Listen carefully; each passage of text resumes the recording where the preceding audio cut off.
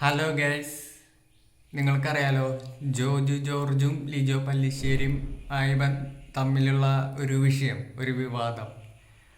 അതിനെക്കുറിച്ച് പറയാനായിട്ടാണ് ഞാനിവിടെ വന്നിരിക്കുന്നത്. പിന്നെ നമ്മുടെ അശ്വിൻകോക്ക് LGPനെ സപ്പോർട്ട് ചെയ്തിട്ട് ഒരു വീഡിയോ ഇട്ടുണ്ടായി. അപ്പം ഞാൻ നോക്കുമ്പോൾ ഞാനൊരു സിനിമ പ്രേമിയാണ്. അപ്പം ഞാൻ ജോർജിനെ വെച്ചിട്ട് ജോർജിനെ അശ്വിൻകോക്ക് LGPനെ സപ്പോർട്ട് ചെയ്തിട്ടുണ്ടെങ്കിൽ ഞാൻ നമ്മുടെ ജോജോട്ടനെ സപ്പോർട്ട് ചെയ്തിട്ട് ഒരു വീഡിയോ ചെയ്യാൻ പോവാണ് ഗൈസ്. എല്ലാവരും എന്നെ സപ്പോർട്ട് ചെയ്യണം. ഓക്കെ. ഫേവറേറ്റ്സിൽ മലയാളത്തിലെ 5 സിനിമകൾ പറഞ്ഞു കഴിഞ്ഞാൽ അതിലൊന്ന് എൻ്റെ പേഴ്സണൽ ഫേവറേറ്റ്സിൽ ഒന്ന് ചുരുളിയായിരിക്കും. ഞാൻ ഇത്രയും വട്ടം കണ്ടുള്ള സിനിമ ചുരുളിയുടെ പ്രത്യേകത എന്താണെന്ന് വെച്ച് കഴിഞ്ഞാൽ, എന്നെ സംബന്ധിച്ചിടത്തോളം ചുരുളി ഈ സിനിമയുടെ എവിടെ നിന്ന് കണ്ടു തുടങ്ങിക്കഴിഞ്ഞാൽ അത് പിന്നെ അവസാനം വരെ കാണാൻ നിർത്താൻ പറ്റില്ല. അശ്വിൻകോക്ക് പറഞ്ഞത് ചുരുളി എന്ന് പറയുന്ന സിനിമ പകുതിക്കൊട്ട് തൊട്ട് ഇപ്പോൾ ഇൻ്റർവെൽ തൊട്ട് കാണാൻ തുടങ്ങിയാലും എനിക്ക് ബോറടിക്കില്ല. ഞാൻ ആ സിനിമ കഴിഞ്ഞിട്ടാണ് അവിടെ നിന്ന് എഴുന്നേക്കുള്ളൂ എന്ന് പറയണേ. എനിക്ക് പക്ഷെ ആ പടമല്ല. എനിക്കിപ്പോൾ ചിത്രം, സ്ഫടികം, വെട്ടം, സിഐഡി മൂസ ഇതിലേതെങ്കിലും ഒരു പടം ഞാൻ പകുതിക്ക് വെച്ചാണ് കണ്ടതെങ്കിൽ ഞാൻ പിന്നെ ആ സിനിമ കഴിഞ്ഞിട്ട് വേറെ പരിപാടിക്ക് പോകുള്ളൂ. അത്രയ്ക്ക് ഫേവററ്റ് സിനിമയാണ് എൻ്റെ. ഞാൻ കണ്ടത് എന്ന് വെച്ച് കഴിഞ്ഞാൽ OTT ഇറങ്ങിയിട്ടുള്ള തെറി പറയുന്ന പടമാണ്.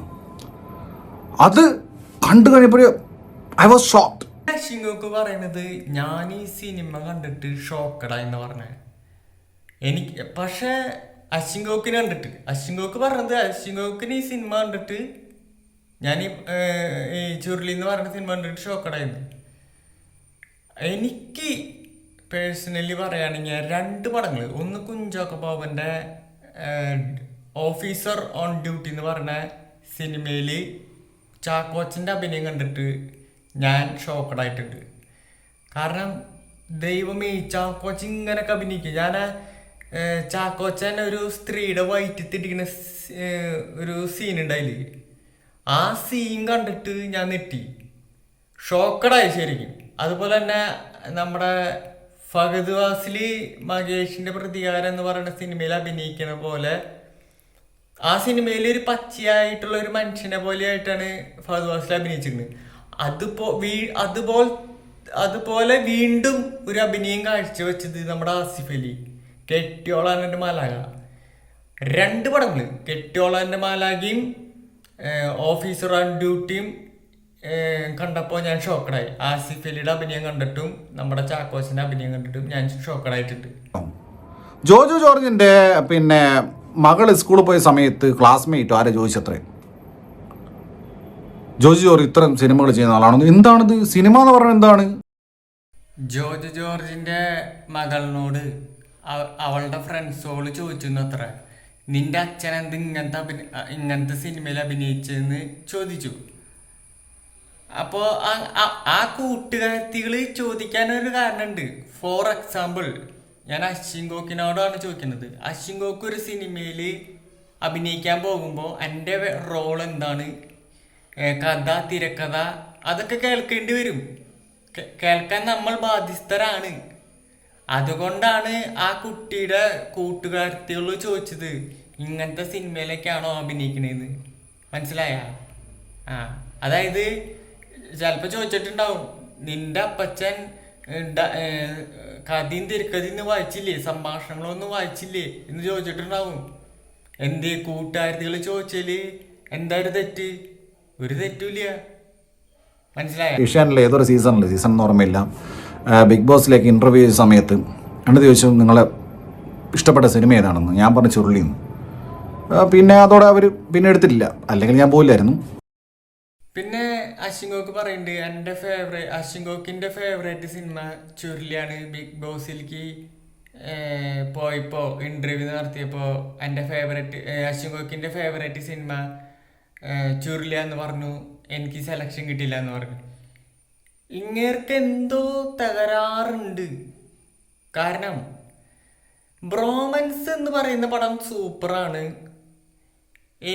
അശ്വിൻ തോക്കിന് മുകേഷ് ഏട്ടനെയും ലാലേട്ടനെയും മോഹൻലാൽ സാറിനെയും ഓർമ്മ വന്നു എന്നാണ് അശ്വിൻ തോക്ക് ഈ ബ്രോമൻസ് സിനിമ ഇറങ്ങിയപ്പോൾ ബ്രോമൻസ് സിനിമയുടെ റിവ്യൂല് പറഞ്ഞു.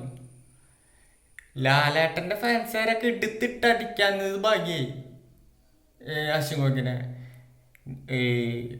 നമ്മുടെ മാത്യൂസ് ഇന്നലെ കാല് കുത്തിയൊരു പയ്യനാ. അവരെവിടെ കിടക്കണ്? നമ്മുടെ ചുള്ളൻ ലാലേട്ടനെ എവിടെ കിടക്കണ്? ലാലേട്ടൻ എന്ന് വെച്ച് കഴിഞ്ഞാൽ അഭിനയത്തിന്റെ നടന വിസ്മയ, കംപ്ലീറ്റ് ആക്ടറാ. മനസ്സിലായ? ലാലേട്ടനെ വെച്ചാണ് താരതമ്യം ചെയ്യുന്നു. കഷ്ടം. ഡിനയുന്നേ വാട്ട്സ് ഹിസ് ഇന്റൻഷൻ? നന്മവരം കളിക്കണോ? ജോജു ജോർജിന്റെ പിന്നെ അശ്വിൻ ഗോക്ക് ഇതിൽ പറയുന്നുണ്ട്, ജോജു ജോർജ് എന്തിനാണ് നന്മമരം കളിക്കണേന്ന്. ഞാൻ അശ്വിൻ ഗോക്കിനോട്ടൊരു കാര്യം ചോദിക്കട്ടെ. നിങ്ങളൊരു സിനിമയിൽ അഭിനയിച്ചു, കരാറെഴുതി ഇന്ന കാശ് തരണം, ആ കാശ് കിട്ടിയില്ലെങ്കിൽ നിങ്ങൾ ദേഷ്യപ്പെടില്ലേ?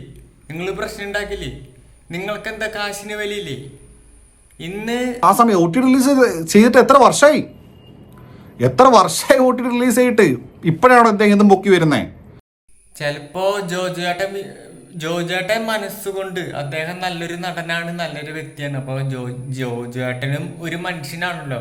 അപ്പൊ ജോജേട്ടൻ വിചാരിച്ചിട്ടുണ്ടാവാം ലിജോ പല്ലിശ്ശേരിക്ക് ഇപ്പൊ കാശിന്റെ ബുദ്ധിമുട്ടുണ്ടാവാം, അല്ലെങ്കിൽ ഇതിന്റെ പ്രൊഡ്യൂസർക്ക് ഒരു ബുദ്ധിമുട്ടുണ്ടാവാം. അതുകൊണ്ടായിരിക്കും തരും. ജോജേട്ടൻ മനസ്സിൽ വിചാരിക്കുന്നുണ്ടാവും തരും, ഇന്നല്ലെങ്കിൽ നാളെ തരും എന്ന് ആള് പിന്നെ അങ്ങനെ വിചാരിച്ച് അദ്ദേഹം ഒരു മനുഷ്യനാണല്ലോ. അദ്ദേഹത്തിനും ലിജോ പല്ലിശ്ശേരി എന്ന് പറയുന്ന ആള് ഒരു മനുഷ്യനാണല്ലോ. അദ്ദേഹത്തിനും കാശിൻ്റെതായ പല ബുദ്ധിമുട്ടുകളും ഉണ്ടാവും. അതുകൊണ്ടായിരിക്കാം എനിക്ക് കാശ് തരാത്തത് എന്ന് ജോജേട്ടൻ മനസ്സിൽ വിചാരിച്ചിട്ടുണ്ടാവും. ഇത് കൊല്ലങ്ങളായി കാശ് കിട്ടുള്ള. അപ്പൊ ചോദിച്ചു, അപ്പൊ ആ ബുദ്ധിമുട്ട്, ആ വിഷമം, മനസ്സിൽ കിടക്കുന്ന വിഷമം ജോജോ ചേട്ടനെ ആരാധിക്കുന്ന ആൾക്കാരോട് പറഞ്ഞു, സ്നേഹിക്കുന്ന പ്രേക്ഷകരായ നമ്മളോട് പറഞ്ഞു, പിന്നെ മീഡിയക്കാരോടും പറഞ്ഞു. അതിലെന്തായാലും തെറ്റ്? ഇപ്പോൾ സെൻസിറ്റീവായിട്ടായിരിക്കും സമീപിക്കുന്നത്, ഇൻസ്റ്റന്റേനിയസ് ആയിട്ടായിരിക്കും സമീപിക്കുന്നത്. അങ്ങനെയൊക്കെ സംഭവിക്കുന്നതായിരിക്കാം. ഇതൊന്നും ജോജു ജോർജിനോടുള്ള വിരോധം കൊണ്ട് പറയുന്നില്ല. പക്ഷേ ചുരുളി എന്ന് പറഞ്ഞ സിനിമയിൽ അഭിനയിച്ചതിന് ജോജു ജോർജ് LJPയോടാണ് കടപ്പെട്ടിരിക്കുന്നത് എന്നാണ് എൻ്റെ പേഴ്സണൽ ഒപ്പീനിയൻ. കാരണം അതുപോലൊരു സാധനത്തിൽ ഇദ്ദേഹം അഭിനയിച്ചു. അതിൽ ഏതോ സ്കൂൾ കുട്ടി എന്ത് പറഞ്ഞത് ഇട്ടിട്ട് വെച്ചിട്ട് അതാണ് ഒരു ജസ്റ്റിഫിക്കേഷൻ.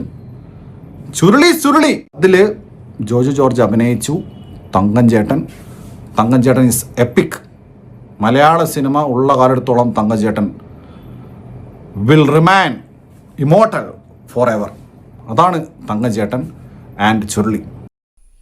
ഒരു തുണ്ട് കടലാസ് പിടിച്ചു വന്നിട്ട് ഞാൻ ജോജു ജോർജിന് പൈസ കൊടുത്തിട്ടുണ്ട്,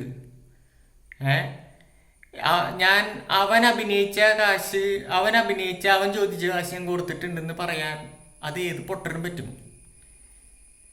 ഏതൊരു നടനായാലും, ജോർജ് അല്ല, ലാലേട്ടനായാലും മമ്മൂക്കയായാലും സുരേഷ് ഏട്ടനായാലും ജയറാമേട്ടനായാലും ദിലീപ് ഏട്ടനായാലും ആരായാലും ഒരു സിനിമ കമ്മിറ്റ് ചെയ്യുമ്പോൾ കരാർ എഴുതും, എനിക്ക് ഇത്ര പൈസ തരണം എന്നും പറഞ്ഞ്.